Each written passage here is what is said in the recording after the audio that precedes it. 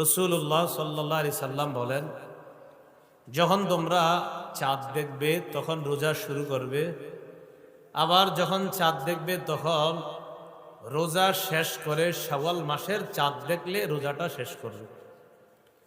তো চাঁদ দেখে রোজা শুরু করা, আবার শাওয়াল মাসের চাঁদ দেখে রোজা শেষ করা। ফাইন গুম্মা আলাইকুম ফাসুমু সালাসিনা ওয়া ফি রিওয়ায়া ফাকমিলু সালাসিন। আর যদি আকাশ মেঘাচ্ছন্ন হয় সুমু সালাসিনা, তাহলে 30টা রোজা রাখবা। কয়টা? 30টা। এইভাবে আমাদেরকে রমজানের রোজা শুরু করার জন্য রাসূল বললেন। রমজান যারা পাবে, বালেগ নারী পুরুষ, বালেগ পুরুষ বালেগা নারী সবার উপর রমজানের রোজা ফরজ। সুস্থ মস্তিষ্ক যারা, সুস্থ মস্তিষ্ক সম্পন্ন যারা, তাদের উপর রমজানের রোজা ফরজ। সূরা বাকারার 185 নম্বর আয়াতে আল্লাহ বলেন, ফামান শাহিদা মিনকুমুশ শাহরা ফালইয়াসুম। তোমাদের মধ্যে যে রমজান পাবে, রমজানে উপস্থিত হবে, রমজানটা যে পেয়ে যাবে, বালেগ বালেগাহ নারী পুরুষ সুস্থ মস্তিষ্ক সম্পন্ন সবাই যেন রোজা রাখে। রোজা তাদের জন্য ফরজ করা হলো। তো রমজানের প্রথম রাত শুরু হবে আগামীকাল ইনশাআল্লাহ। তিরমিজি শরীফের 682 নম্বর হাদিসের বর্ণনা। قال رسول الله صلى الله عليه وسلم, নবীজি বলেন, ইদা কানা আউয়ালু লাইলাতিন মিন শাহরি রমাদান।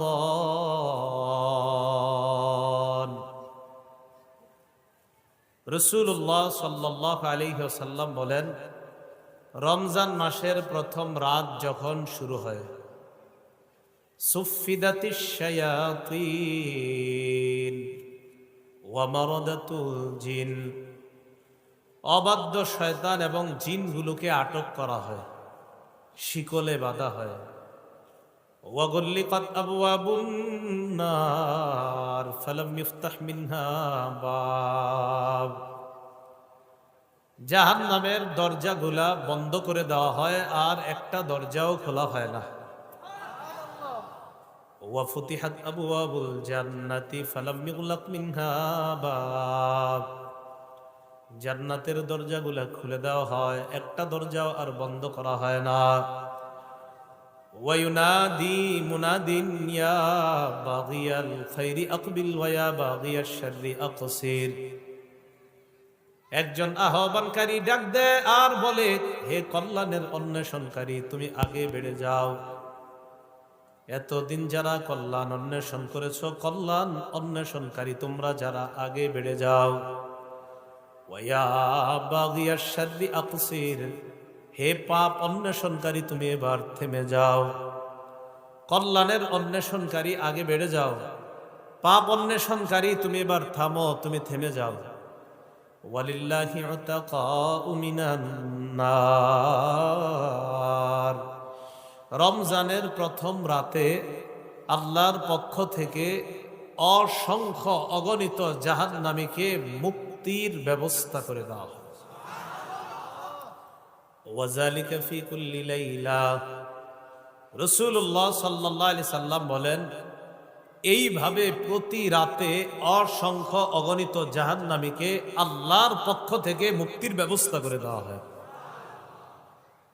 এ হলো রমজান মাসের প্রথম রাত। খুব মনোযোগ দিই আমরা। রমজানের প্রথম রাত শুরু হওয়ার পর এশার নামাজ পড়ার পর সুন্নত।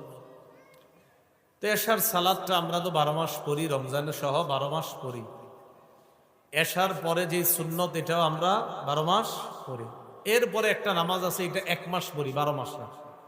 কি নাম? তারাবি। তারাবি কি 1 মাসের নামাজ না 12 মাসের? 1 মাসের নামাজ। খুব মনোযোগ দিই এই জায়গা থেকে। ওলামা হযরতরা তো সহজে বুঝবে, আপনারা সাধারণ জনগণ যারা, আপনারা খুব মনোযোগ দেন এখন যেটা বলবো। তো তারাবির নামাজ আমরা পড়ব। তারাবির নামাজ পড়তে গেলে 20 রাকাত হওয়ার আগেই অনেক ভাইয়েরা সামনের কাতারে সালাম ফিরে সব মুসল্লিদের সামনে দিয়ে জুতাটা নিয়ে পিছনে আসে। প্রথম কথায় বিষয়টা দেখতেও তো খারাপ দেখা যায়।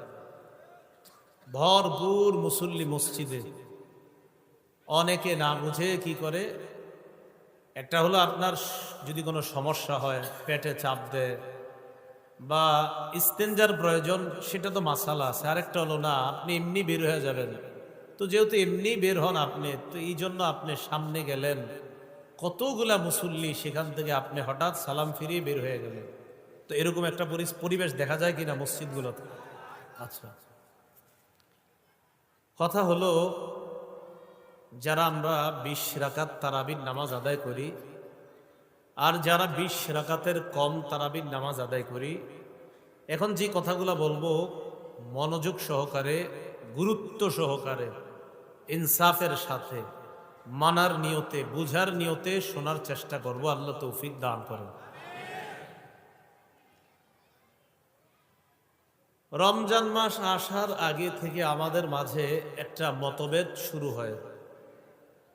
কেউ বলে 20 রাকাত তারাবি, কেউ বলে 20 রাকাতের কম তারাবি। এরকম একটা মতভেদ দেখা যায় কিনা? মতভেদ যে আমাদের মাঝে হবে, এটা রাসূল সাল্লাল্লাহু আলাইহি ওয়াসাল্লাম বলেছেন। কিন্তু আমরা এতটুকু বলা পর্যন্তই সীমাবদ্ধ থাকি যে নবী যেহেতু বলছে মতভেদ হবে, তাই মরণ পর্যন্ত শুধু মতভেদ করব। ঠিক না? ঠিক না। মতভেদ যে হবে এটা নবীজি বলেছেন। মজার ব্যাপার, মতভেদ নিরসন যে হবে এটাও নবীজি বলে দিয়েছে। বলেন, মতভেদ হবে এটা কে বলেছেন? আর মতভেদ নিরসন হয়ে যাবে এটাও কে বলেছেন? তাহলে আমাদের মাঝে যদি মতভেদ লাগে, এই মতভেদ নিরসন করার দরকার আছে না নাই? তাহলে আমাদের মাঝে মতভেদ শুরু হয়ে গেল। উনি কয় 20, উনি কয় 16, আমি কই 12, উনি কয় 8, উনি কয় 4, উনি কয় নাই। এই যে একটা মতভেদ হতেই পারে, মতভেদ। এখন নিরসন কি? আবু দাউদ শরীফের বর্ণনা 4607, নাসাই শরীফ 1578, ইবনে মাজাহ 42 নং হাদিস। আবু দাউদ শরীফের 4607 নম্বর হাদিস, নাসাই শরীফের 1578 নম্বর হাদিস, ইবনে মাজার 42 নম্বর হাদিস। রাসূলুল্লাহ সাল্লাল্লাহু আলাইহি ওয়াসাল্লাম বলেন, ইন্নাহু মান ইয়াইশ মিনকুম বা'দি ফাসায়ারা ইখতিলাফান কাসীরা।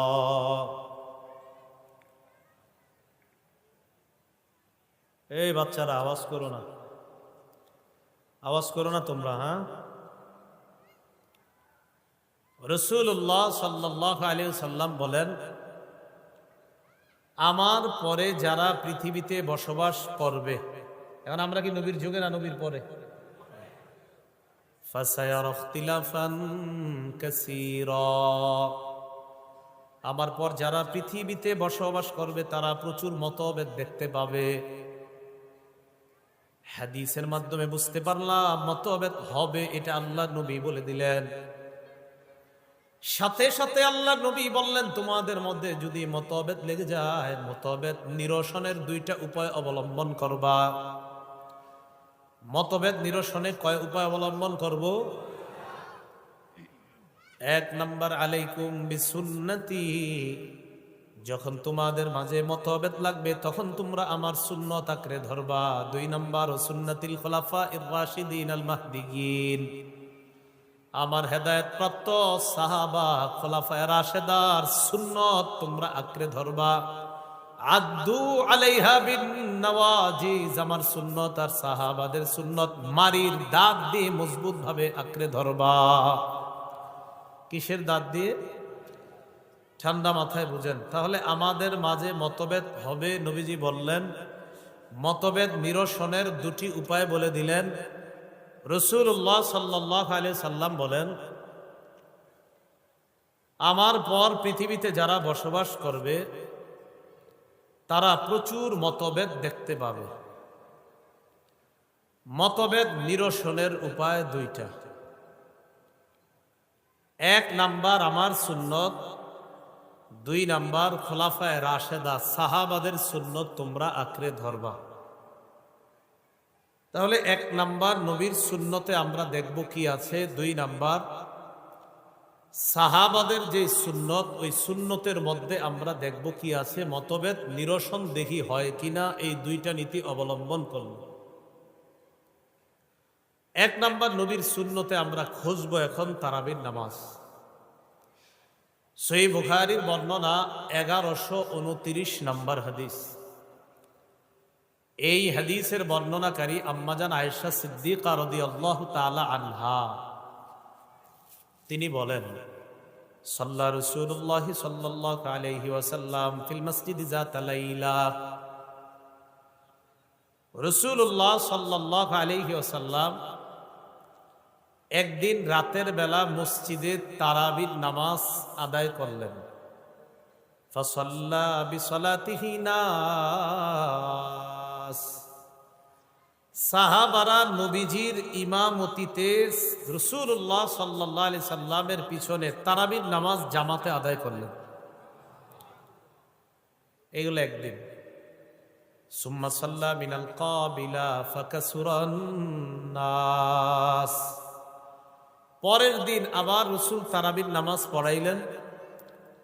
পরের দিন জামাতে সাহাবাদের উপস্থিতি আগের দিনের চাইতে আরো বেশি পরিমাণ বেড়ে গেছে। তাহলে 2 দিন তারাবির নামাজ জামাতে পড়াইলেন। পড়ানোর পর তৃতীয় দিন পড়াইছেন অথবা পড়ান নাই, তো ধরে নি আমরা 2 দিন বা 3 দিন তারাবির নামাজ জামাতে রাসূল পড়াইলেন। পরের দিন আবার সাহাবারা মসজিদে গিয়ে একত্রিত হয়ে গেলেন। তারা একত্রিত হলেন এই উদ্দেশ্যে যে নবী আবার আজকে আমাদেরকে তারাবির নামাজ পড়াবেন। ফালাম ইয়াখরুজ ইলাইহিম রাসূলুল্লাহ সাল্লাল্লাহু আলাইহি ওয়াসাল্লাম। কিন্তু রাসূলুল্লাহ সাল্লাল্লাহু আলাইহি সাল্লাম তাদের কাছে আসলেন না, তারাবির নামাজ পড়াইতে আর আসেন না। ফালাম্মা আসবাহা। সকালবেলা আল্লাহ রাসূল সাহাবাদেরকে বললেন, কদ রাআইতুল্লাযী সানাতুম। রাতে তোমাদের তারাবির আগ্রহ আমি লক্ষ্য করলাম। তোমরা যে রাতে তারাবির নামাজ পড়ার জন্য আসছো, তোমাদের এই আগ্রহটা আমি লক্ষ্য করলাম। ফালাম ইয়ামনানি মিনাল খুরুজি ইলাইকুম ইল্লা আন্নী কদ খাশিতু আন তুফরাদা আলাইকুম। আমি তোমাদেরকে তারাবির নামাজ পড়াইতে আসি নাই কেন জানো? আমি আশঙ্কা করলাম না জানি তারাবির নামাজ তোমাদের উপর ফরজ করে দেওয়া হয়, এই আশঙ্কায় আমি তারাবির নামাজ পড়াইতে আসি নাই। তো যেই নামাজ ফরজ হওয়ার আশঙ্কা নবীজি করলেন, এই নামাজের গুরুত্ব কম না অনেক বেশি?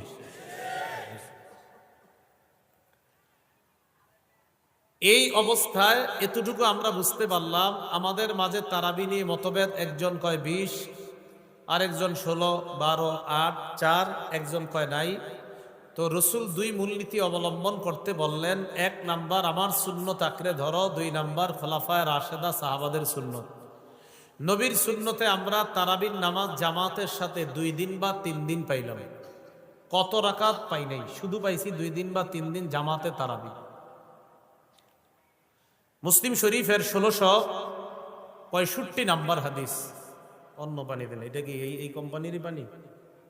হ্যাঁ, মুসলিম শরীফের 1665 নাম্বার হাদিস। এই হাদিসের মধ্যে আসছে, কানা রাসূলুল্লাহ সাল্লাল্লাহু আলাইহি ওয়াসাল্লাম ইউরাদ্দিবুন নাস ফি কিয়ামি রমাদান। রাসূলুল্লাহ সাল্লাল্লাহু আলাইহি ওয়াসাল্লাম রমজান মাসে তারাবির নামাজ আদায় করার ব্যাপারে সাহাবাদেরকে উৎসাহ প্রদান করতেন, উৎসাহ দিতেন। আর পাশাপাশি এই কথা বলতেন, মান কামা রমাদান ঈমানাও ওয়া ইহতিসাবা গুফিরা লাহু মা তাকদ্দামা মিন যামবি।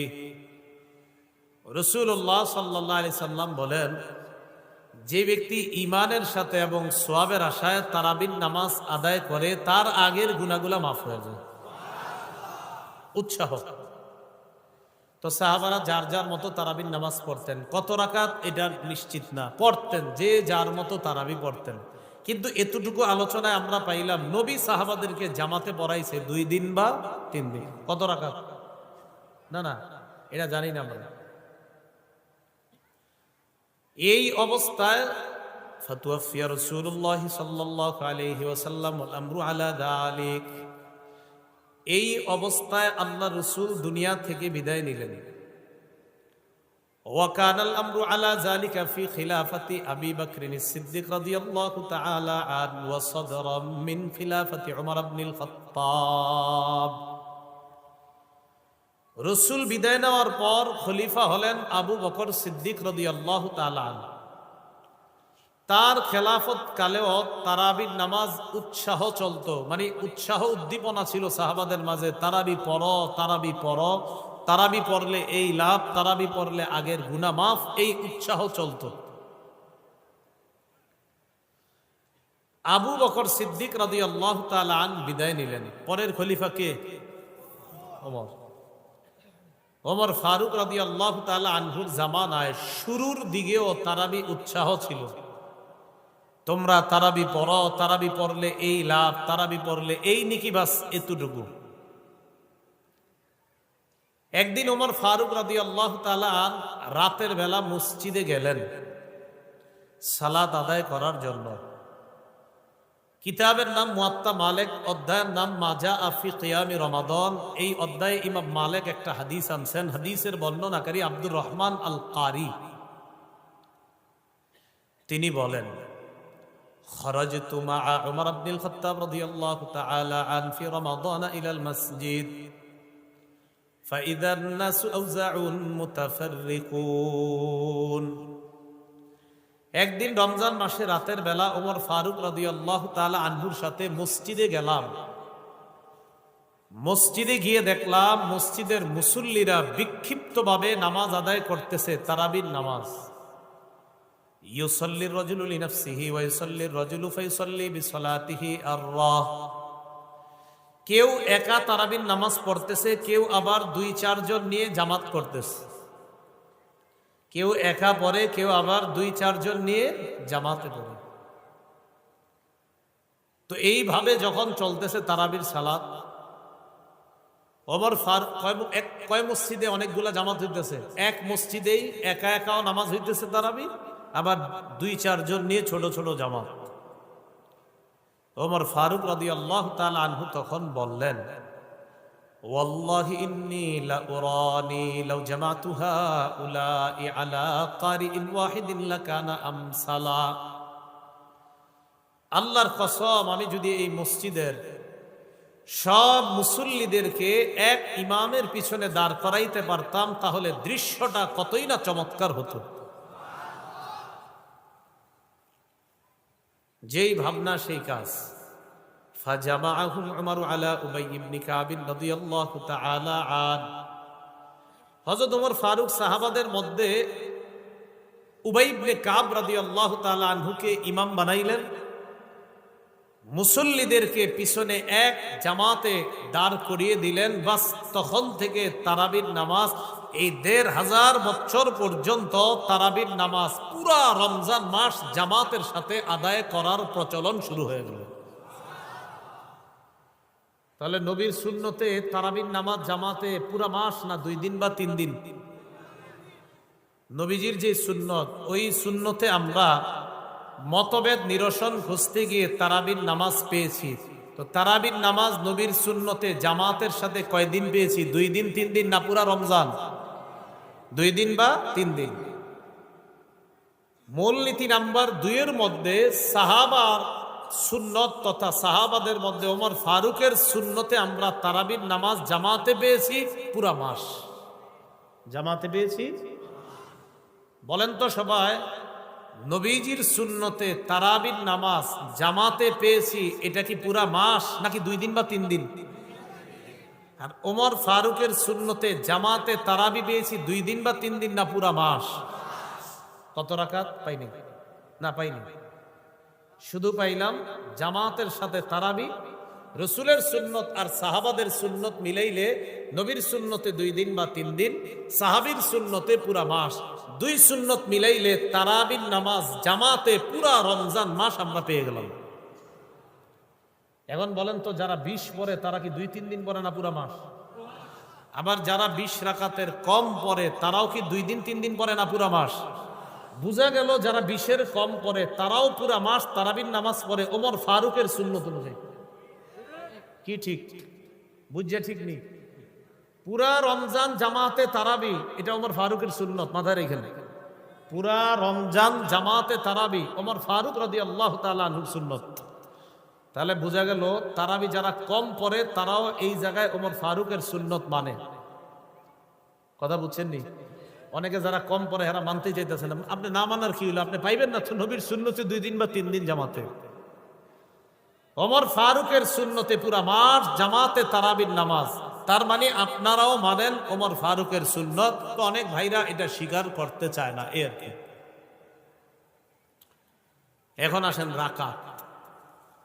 আল্লাহ, মুয়াত্তা মালিকের বর্ণনা শিরোনাম বা অধ্যায় মা জাআ ফি কিয়ামি রমাদান, বর্ণনাকারীর নাম ইয়াজিদ ইবনে রুমান। এই ইয়াজিদ ইবনে রুমান বলেন, কানান নাসু ইয়াকুমুনা ফি জামানি উমর ইবনুল খাত্তাব রাদিয়াল্লাহু তাআলা আন বি23 রাকআ। ওমর ফারুক রাদিয়াল্লাহু তাআলা আনহুর জামানায় মুসলমানরা ইমামের পিছনে 23 রাকাত নামাজ জামাতের সাথে আদায় করতেন। কয় রাকাত? 20 রাকাত কি 3 রাকাত? তাহলে 20 রাকাত, 20 রাকাত, আরো জোরে 20 রাকাত, 3 রাকাত বিতির। এবার মিলান। বুখারীর 1129 নম্বর হাদিসে পাইলাম তারাবির নামাজ জামাতে 2 দিন বা 3 দিন। মুসলিম শরীফের 1665 নম্বর হাদিসে পাইলাম তারাবি উৎসাহ চলছে। তারাবির উৎসাহ চলতো, প্রচুর তারাবি যে যার মতো পড়তেন। ওমর ফারুকের শুরুর যুগেও যে যার মতো তারাবি পড়তেন। মুয়াত্তা মালিকের বর্ণনায় পাইলাম ওমর ফারুক রাদিয়াল্লাহু তাআলা আনহুর যুগে তারাবির নামাজ জামাতে পুরা রমজান মাস আদায় করার প্রচলন হয়। মুয়াত্তা মালিকের আরেকটি বর্ণনায় পাইলাম ওমর ফারুকের যুগ থেকে জামাতের সাথে তারাবির নামাজ 20 রাকাত আদায় করা চালু হয়ে যায়। তাহলে আমাদের মাঝে মতভেদ হবে, এটা কার কথা?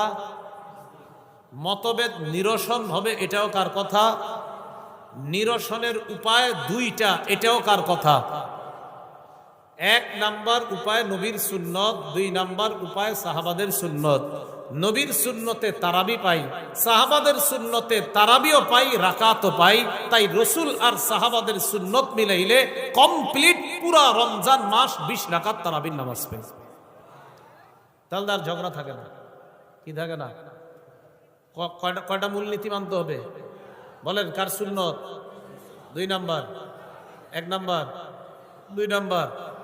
এবার আসেন, আমি আপনাদেরকে বললাম, আমার দিকে তাকান, আপনারা তার কথা শুনবেন। আমার দিকে তাকান, আপনারা তার কথা শুনবেন। এখন তার কথা যদি আপনারা শোনেন তার মানে কার কথা মানলেন? আবার বুঝেন, আমার দিকে তাকান, আপনারা তার কথা শুনবেন। এখন তার কথা শুনবেন, এই যে বললাম আপনারা এখন তার কথা শুনতেছেন। তো আমি বলাতে তার কথা শোনা শুরু করলেন। এখন তার কথা যদি আপনারা শোনেন তাহলে কাকে মানলেন? বুঝছে আপনাকে না না বুঝছা? আচ্ছা, আপনারা তার কথা শুনবেন। তো তার কথা শোনা মানে কার কথা মানা? আমার কথা মানা। নবীজি বললেন আমার সুন্নত ধরবা, আমার সাহাবাদের সুন্নত ধরবা। বলেন তো নবীর সুন্নত ধরা মানি কার কথা মানা? নবীর কথা। সাহাবাদের সুন্নত ধরা মানিও কার কথা মানা? ঠিক না? নবী তো বলছে মানতে। অতএব 20 রাকাত তারাবি ওমর ফারুকের সুন্নত অনুযায়ী আমরা যারা পড়ি নবীর কথাকেই আমরা মানি। কারণ ওমর ফারুকের সুন্নত যে দাঁত দিয়ে ধরতে হবে এটা কার কথা? নবীর কথা। আবার বলেন, ওমর ফারুকের সুন্নত যে মারির দাঁত দিয়ে ধরতে হবে এটা কার কথা? তো ওমর ফারুকের সুন্নত মানা মানি কার কথা মানা? খালাস, তো ঝগড়া হবে কেন? বিসমিল্লাহ। আপনারা অনেকে তো হাদিস ঘাটেন, তো ঘাটেন, এখন খুলেন আবু দাউদ 4607, নাসাই 1578, ইবনে মাজাহ 42, এখনই দেখেন।